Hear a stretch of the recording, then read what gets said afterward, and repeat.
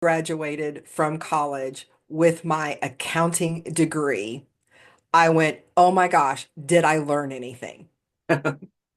And I was like, okay, now I'm going to go out and do this. And my first accounting job, I was the only accountant. I did not, it was a startup. I did not have anyone to ask, am I doing this right? And we didn't, have the internet access that we do today to go, okay, how do you do this? Is this right? Or look up different things. And so there was immediate fear of, oh my goodness, like what if I do this all wrong and we all end up in jail because I, have done all of this wrong. And so it was overcoming that fear of that I had to know everything because there were resources, even though I didn't think that there were. I did find other people that I could tap into. And also knowing I had learned what I needed to learn when I was in school, right? So that was the biggest challenge was my insecurity of, do I know how to do this?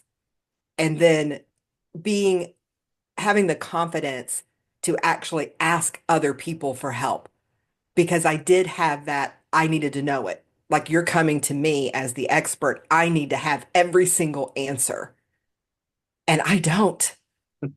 So I got really good at saying, you know what? I don't know the answer to that right now, but the next time we meet, I will have an answer for you.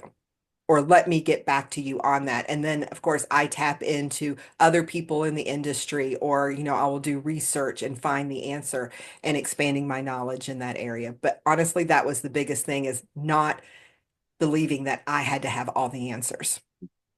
Very, very much agree with that. And on top of that, many people don't realize that people understand people to a certain extent. They know that you may or may not know everything. So they actually are more appreciative of the fact that, hey, you noted that you don't know, but you're going to find out. And they actually appreciate that extra effort that you're putting in there instead of BSing them and say, ah, you could do it, only to find out that you don't. Exactly. And that is exactly what I found. I mean, perfect point is that people respect and honor you more when you're honest and authentic in that you don't have all the answers, but we can figure this out together. So something I want to jump back to, you talked about presenting a story from your clients in a way that's even more exciting and even more amazing than they did themselves. And secondly, you talked about that 60-second pitch or Yeah. story you created. What's your process? How do you create a let's say a 60-minute talk or a 5-minute talk or a 10-minute talk, whatever it is, so that it's effective and impactful? And also, when it comes to storytelling, what's your process with that? What do you find that you can actually go, okay, I'm going to say it this way, I'm going to put it this way, so that it's even more impactful?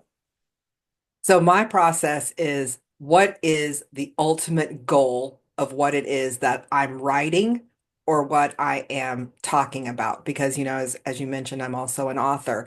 And so that's always my process. What is it that I want to convey? Because every story has a point and every point has a story, regardless of how you are going to present it, right?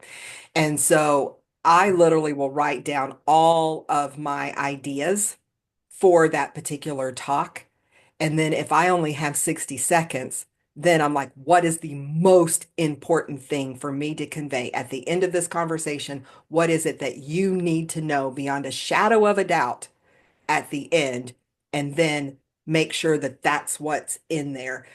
I also think that starting off, especially when you only have 60 seconds, is that you have to have a hook to bring people in that wants to make them listen to the rest of the story, whether it is 60 seconds or if it's 60 minutes or reading a story, reading an article. You've got to bring them in. And I don't know, I feel like it's like almost like shock factor for the audition that I just did, that I got the golden ticket in the stage. My opening line is, I locked myself in the bathroom to escape the rage on the other side. Tell me more. Want to know what happened. why was I protecting myself? What happened from that point? What did I learn? Mm.